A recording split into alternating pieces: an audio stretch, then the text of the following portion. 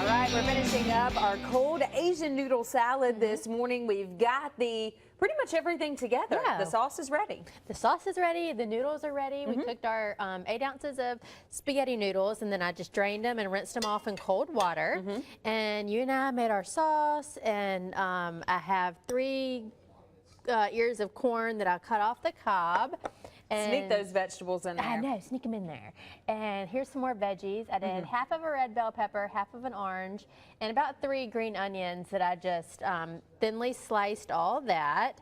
And then I'm gonna use 1 bag of our broccoli slaw. Okay.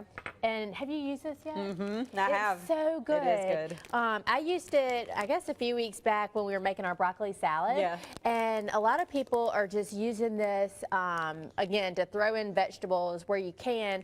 And some people are just like, you know, sauteing it up. A lot of people are making coleslaw out of it. I mean, it's really neat. So it's, you know, of course, broccoli shredded up and some carrots and some red cabbage in there. And if people are looking, I forgot we made that broccoli salad. You know, if you're looking for a few new salad recipes, this would be a good one. That broccoli salad was really good too. Yeah, that was good. So I just love using this broccoli slaw, and you could even add it into, you know, something that you were going to cook, like I made that hidden veggie spaghetti, remember? Yeah, I do. But if you weren't able to, you know, take the time to cut up all those veggies, just throw a bag of that in there. It'll saute down, cook it down with your meat. You'll be fine. So I just added our sauce. And the last thing, I just cut up a small little bunch of cilantro. I love cilantro. A lot of people hate it.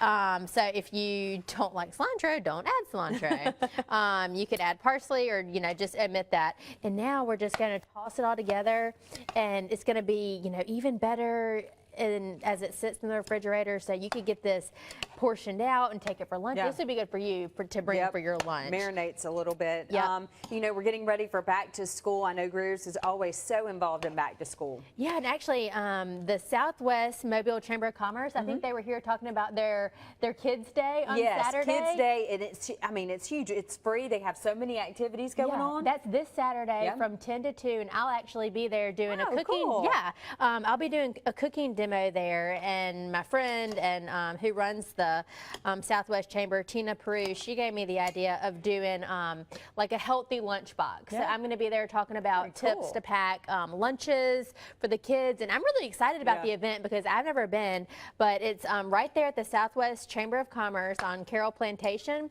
this Saturday, 10 to 2. Come see everybody. Come see Lucy. I'll be there. Take a picture. Tell her hello. Yeah. You've seen her on Studio 10 one or two times. That's right. We're going to put this recipe on fox10tv.com under the Studio 10 tab. I'm going to go ahead and tease this for next week. We have a sweet treat for next week that she was telling me about. You're going to want to see it. It involves blueberry and pineapple.